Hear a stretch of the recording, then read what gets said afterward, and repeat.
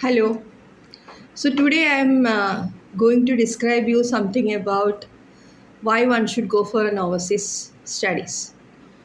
So currently there are lots of confusion regarding whether to go abroad, whether to study there.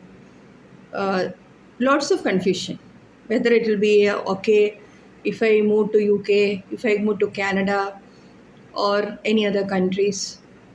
So first of all, I want to tell you something about why one should study abroad.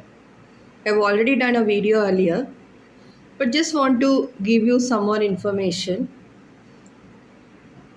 If you are doing an international degree in whichever country other than India, it gives you an international exposure, first of all. It opens doors to the world economy, world opportunities, because the degree you are getting is recognized worldwide. That is the first thing. And another major thing is the quality.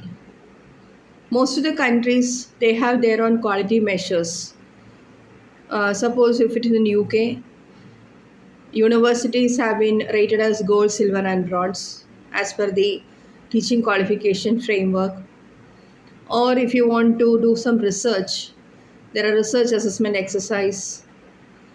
Or if you want to know more about the quality of the university, this quality assurance agency is there. So there are lots of measures taken by different countries to maintain the quality. They continuously monitor the government, the education department continuously monitors the quality of the education provided by the universities. So the quality, there is no compromise on the quality.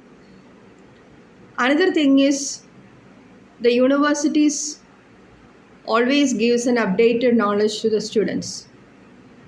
So if there is any new thing happens, any new technology has been introduced, the lectures or the faculty will share those details to the student, and the student will be able to know more about these things. And compared to Indian education, what is the difference? The first and foremost difference is the style of learning. Here it's more like a spoon feeding. Most of the universities, most of the colleges, I'm not saying every universities and every colleges now. I heard that some of the Indian colleges are also started changing their style of teaching and style of learning, so that they are putting more assignments, presentations like that. But if you go to an international like a university to any country, the thing is it's more a self learning. So self learning in the sense there will be classroom studies definitely is there. You will be having personal tutors. The faculty sessions will be there. But the finally you are the person who should prepare the assignments, presentations. It's more like a self-prepared learning.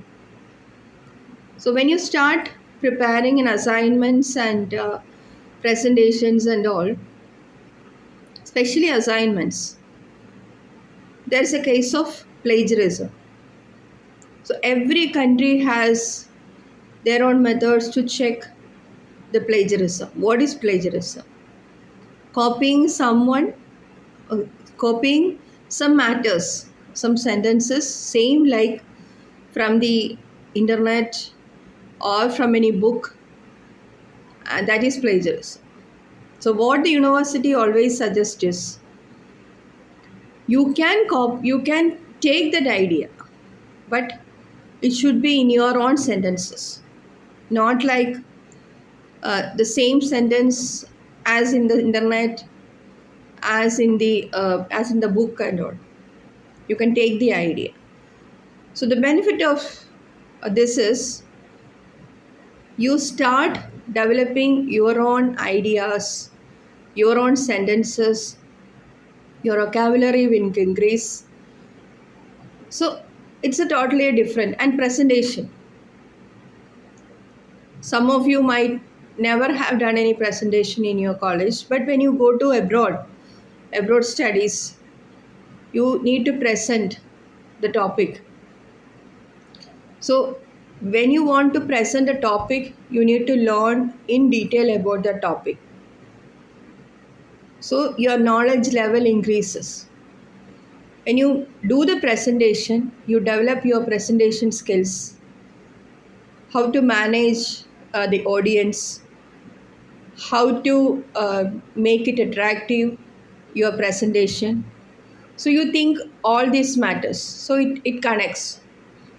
So automatically there is a self-prepared learning, and self-development happens automatically. You never know, you will be changing to another person within a 3 months or 6 months period. Being in the industry, overseas education industry, for almost 20 years now, I've seen students, those who can't even talk in a group, nowadays managing a group of people. So that is the way the development happens when you go abroad for your studies. So that is the benefit of self development. Another thing is, there are lots of, everyone knows that all the countries have got their legally allowed part-time jobs. So whichever country you go, you're allowed to do part-time job. Depends on country to country, the hours varies.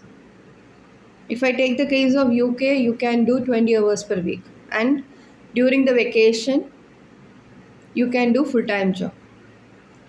Again, Canada, Australia, New Zealand, everywhere, almost all the countries have given the permission to do part-time job.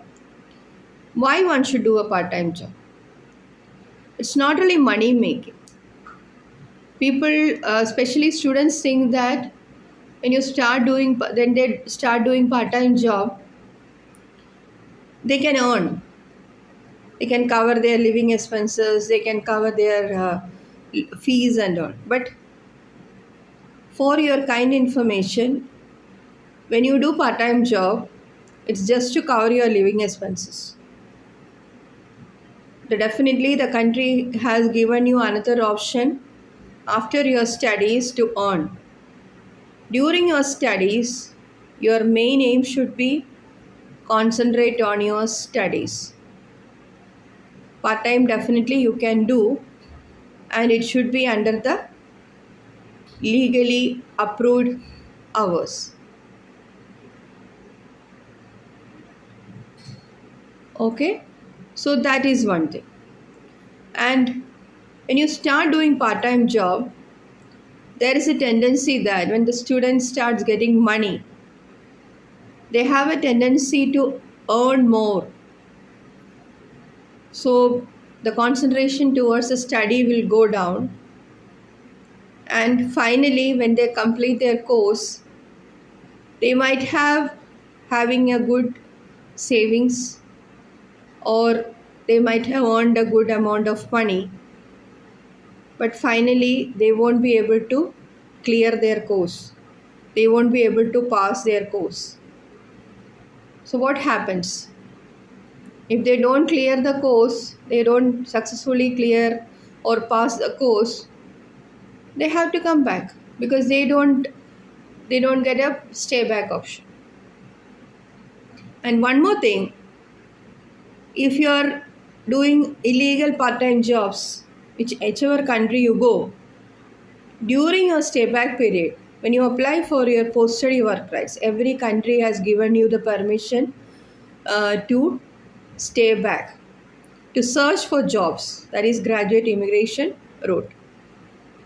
Okay, so when you start searching for jobs, or when you apply for your stay back option, the embassy will check, or the high commission will check during your study period whether the student have illegally worked, whether they have earned more than the permitted amount, because definitely they have an idea how much a student can earn when they do part-time job 20 hours per week. So that is one thing, another major problem when you do part-time job illegally. What is stay back? Stay back is when you go for a course, especially bachelor's and master's. Every country has given you an opportunity to the international students that they can search for jobs. Some countries gives you 2 years, some countries gives you 3 years, up to 4 years also. So during your stay back period, you are allowed to do full-time job. If you are allowed to do part-time job during your study, but during your graduate immigration route or stay back period or post-study work rights, whichever way you can say, during that period you can do full-time job and you can earn during that time. Okay, so that is another thing. Coming to there are some changes which is happening in most of the countries. If I talk about UK, there are some changes happened very recently, and this will be implemented from 1st January 2024 onwards. So the first change is, during your study period, earlier you can take your husband or wife as a dependent and they can work full time. But from January onwards, the student won't be allowed to take their dependent during their study period. Once they get a work visa, they can take their dependent. Regarding that, there are lots of some changes have happened, like salary threshold and all. But those who are in UK right now, these changes won't be affected for them. These changes will be affected, and it will be these. There are some salary threshold changes are happened. They are announced, but it will be implemented from April onwards. But then also the UK government have clearly said that those who are in the UK won't be affected. Those who are going after the set period only be affected regarding these changes. Another change is, suppose you are gone for a study like a master's. After 3 months, if you are getting a job offer, from 1st January 2024 onwards, you won't be able to switch to your visa to a work visa during your study period. That means you can't discontinue the course and join for the job. Whichever course you have given visa, you need to complete that course. Then only you can switch over to a work visa right from now onwards. But there are lots of confusion that there is no work visa. It's nothing like that. Work visa is still there. But only thing is, you have to successfully complete the course for which your visa has been given. So another one thing, major thing is, there is no change in the post-study work rights. If you are going for a bachelor's or a master's, you will be getting a 2 years of stay back in UK. So if there is any changes happened also, but very recently the fact sheet had been released, and they have said clearly that even if there is any changes regarding this post-study, it will be happened by the late 2024 onwards. But the changes is proposed as like, they are not going to remove the stay back. The student has to secure good grades. Then only they can apply for their post-study. That is the proposal. There is no changes, no official announcement, and this won't be going to affect till the September 2024 intake.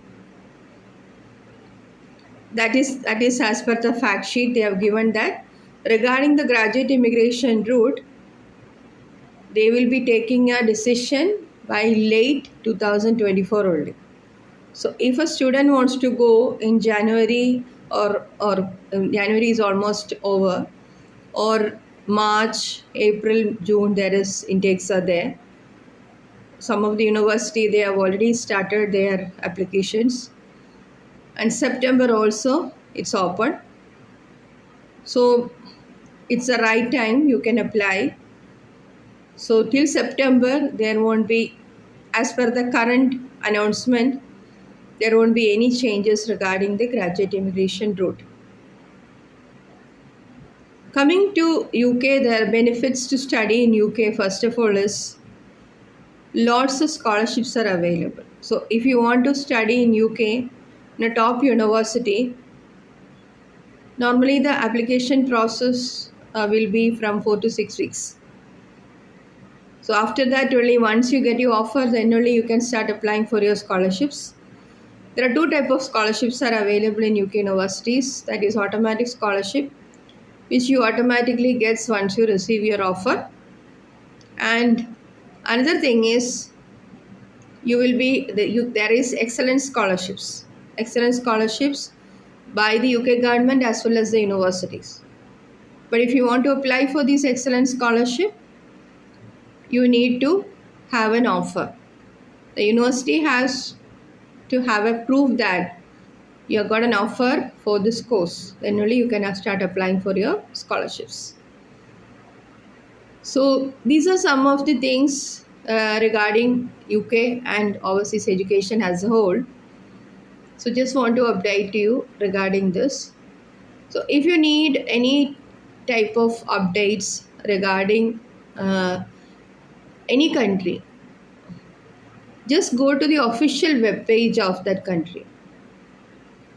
If it is UK, it is UKVI.